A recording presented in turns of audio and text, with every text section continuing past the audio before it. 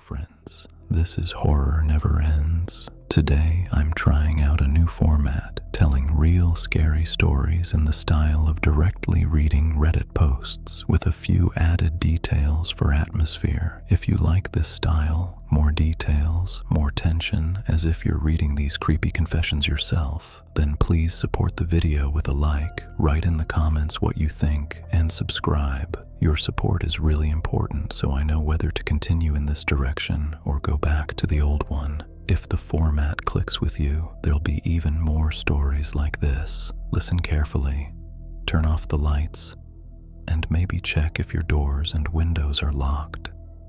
Let's get started. First story from user Ohio Basement Survivor. Guys, this happened to me in an old school in a small town in Ohio. The building was constructed in the 1950s, a typical American school with brick walls, long hallways, and a huge basement under the entire structure. The basement was damp, dark, cluttered with dusty desks, old basketballs, broken vaulting horses, and other equipment that hadn't been used for decades. The basement door was always locked, but the lock had been broken for ages. Nobody paid attention. I worked on the school newspaper. I was the editor and often stayed alone late into the night. I'd sit in a classroom on the second floor, laying out the issue on an old computer, writing articles. At first, it was little things. I'd leave my backpack in the classroom, step out to the bathroom or for coffee, come back, and my sandwich would be gone. I thought some kids were pranking me or the janitor was taking it. Didn't think much of it.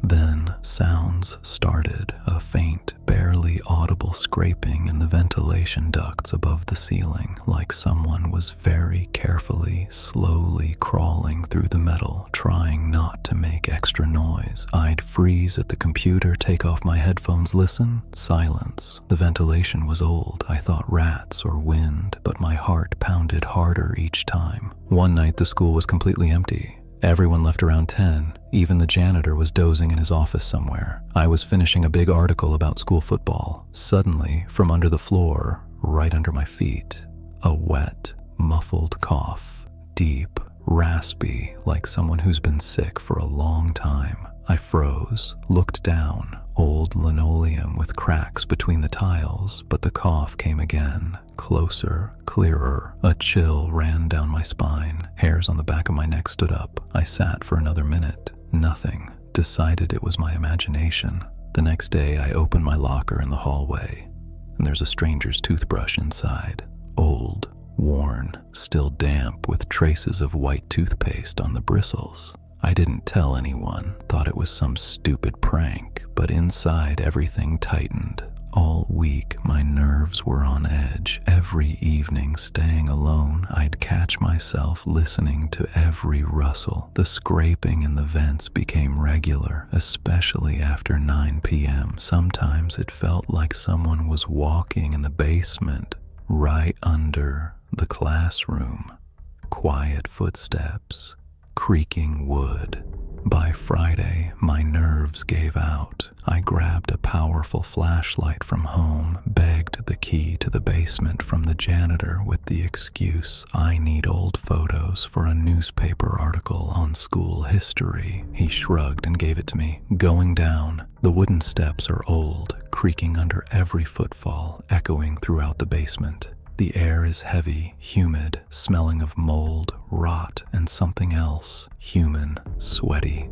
The flashlight beam shakes in my hand, picking out cobwebs, stacks of yellowed boxes, rows of dusty desks from the darkness. I walk slowly, heart pounding in my ears. In the far corner, behind the tallest boxes, something moved. I aimed the light there and saw it. A dirty, greasy mattress right on the concrete floor. Nearby, empty cafeteria cans, chip wrappers, apple cores.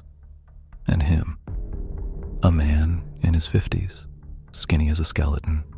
Long, greasy hair hanging over his face. Clothes filthy and torn, stinking up the whole corner. He's sitting on the mattress, calmly chewing my sandwich from my backpack, the one that disappeared yesterday. He looks up, stares right at me with empty, cloudy eyes, and rasps in a low, broken voice. "You're early today. Usually everyone leaves later. In the mornings, you're all so loud up there, stomping like elephants."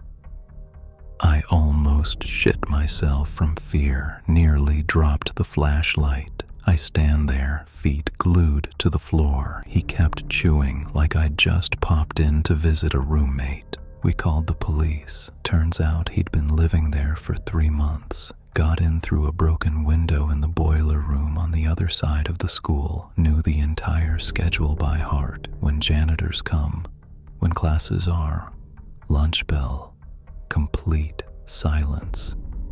Ate scraps from cafeteria trash bins. Showered in the locker room at night when no one was around. Slept under the stomping of hundreds of feet above. He told police it sounded like a lullaby, soothing him.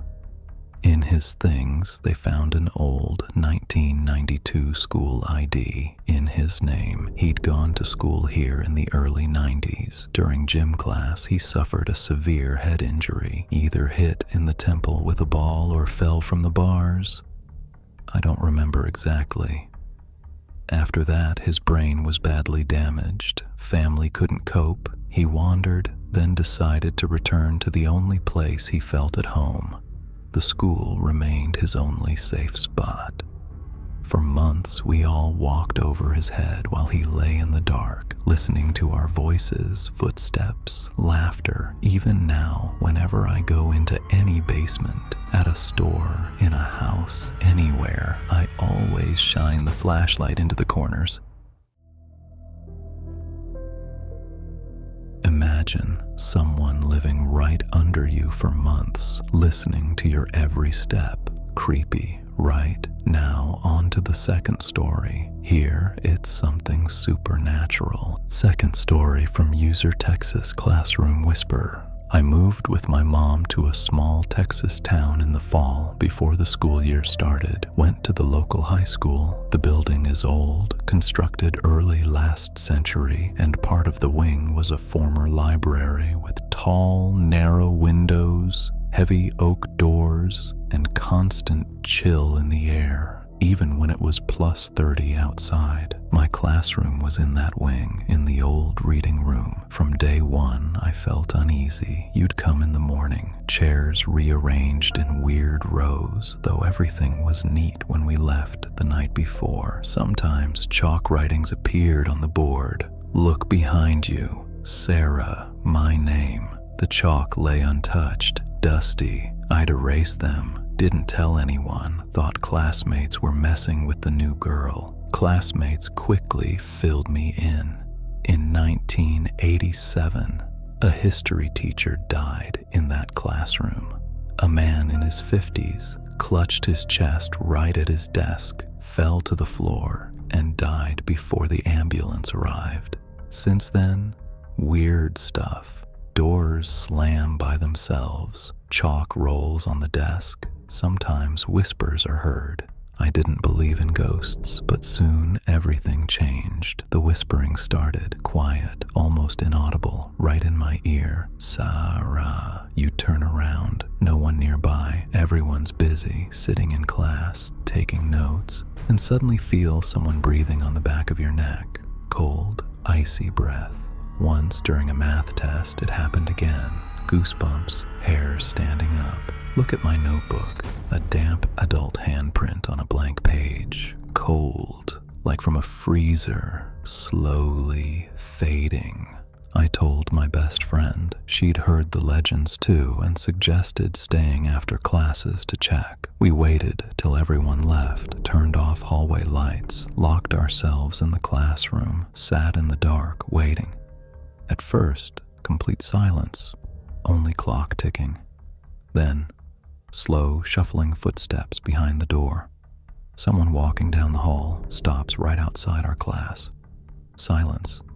Then an old, dry, broken voice. "That's my seat. Why are you sitting there? Get out." We bolted out screaming down the hall. Janitor ran up, thought burglars. At home, I couldn't sleep. Decided to dig in school archives. We had access to old newspapers and videos in the library. Found a 1987 security camera recording. Poor quality, black and white. The dying teacher lies on the classroom floor while nurses and principal try CPR, and he keeps whispering, barely audible, "Sarah Ann, I didn't make it. Sarah Ann, forgive me." Sarah Ann is my mom's maiden name. I called her late that night. She was silent for a long time, then cried and told everything. She went to this school in the 80s, fell in love with that history teacher, got pregnant by him in her senior year. He was happy, planned to leave his wife, but a month before birth died of a heart attack right in class. Mom gave birth to me alone, never told anyone about the father. He never saw his daughter. He wasn't calling just any Sarah. He was calling me, his unborn daughter, who, 30 years later, accidentally sat at his old desk. After I learned the truth and even visited his grave to say I know everything, the whispering stopped. No more writings on the board, but until graduation, I couldn't look calmly into the empty corners of the classroom. It felt like someone was standing in the shadows, just waiting for me to be alone. A father who never saw his daughter, calling her from beyond the grave. Chills. And the third story is the scariest for me because there was no ghost. The truth was far worse. Third story from user Suburban Window Watcher. I was cheer captain at a regular high school in a California suburb. Typical popular blonde, always in the spotlight, friends, parties, everything like in the movies. Life was perfect until after one evening practice I noticed him. We come off the field with the girls. It's getting dark, and I see a tall guy in a black hoodie standing by the school fence. Just stands motionless, staring straight at us, or rather, at me. For hours. We left. He was still there. Thought some fan or weird admirer, but a few days later, started seeing him more. At school exit, parking lot. Then, a week later, saw him under my house, standing right under my second floor bedroom window. At night, head tilted up, looking at my window. Dad immediately installed security cameras around the house. The footage was horrifying. He comes almost every night, stands for hours, motionless, doesn't blink, doesn't move, just looks up, face in hood shadow, but eyes glint. Then notes started appearing in my school locker. Regular paper, but text scratched with a nail, deep through holes. I'm always watching. You're just like her. We'll be together soon. Don't hide. I stopped sleeping. Every night felt the stare, even with curtains drawn. One night I wake around 3 a.m. to a quiet but distinct knock on the glass. Heart drops, slowly approach the window, part the curtain an inch, and see a face pressed against the glass. Pale, unnaturally white, huge eyes not blinking, lips moving silently like whispering my name. I screamed. Parents rushed in, called police. They arrived. No one, only deep footprints in soft soil under the window, like someone stood there forever. Next morning, took a screenshot from the camera, showed school counselor. She knew all former students, looked at the photo, and went pale as paper. That's Jake Harper. He died in a car crash 2 years ago. Turns out Jake was madly in love with my older sister Haley. She was 2 years ahead. We look like twins, same hair, eyes, smile. Everyone thought his ghost came back for his girl. But police, after my reports, dug deeper into the old case. What they found was terrifying. Jake didn't die immediately in the crash, lay in coma a month with severe brain damage, then suddenly woke, but not the same. Memory almost wiped. Only one vivid image left. The face of his girl. He escaped the hospital at night. No one noticed. With damaged brain, he wandered weeks until he found me, the one who looks exactly like Haley. He stood under my window every night, looking up, waiting for her to come down. Barely ate, drank, sought shelter. Just stood and watched. In the end, he quietly died from hunger, dehydration, cold, right in thick bushes under my window. Body found only a week after that knock night. It lay there almost 7 days, decomposing. All that time I felt that heavy stare, even when he hadn't breathed for days. Now I sleep only with curtains drawn, bright light on, headphones with music, but sometimes, in deep night silence, I still hear a quiet, faint knock on the glass, like someone's still standing there waiting. That's 3 stories from Ordinary Schools. If you got chills and liked the new format, hit like, comment which story scared you most and what you think of this reading style, and definitely subscribe to Horror Never Ends so you don't miss new episodes. Your activity really helps the channel grow, and right now, check your windows and doors.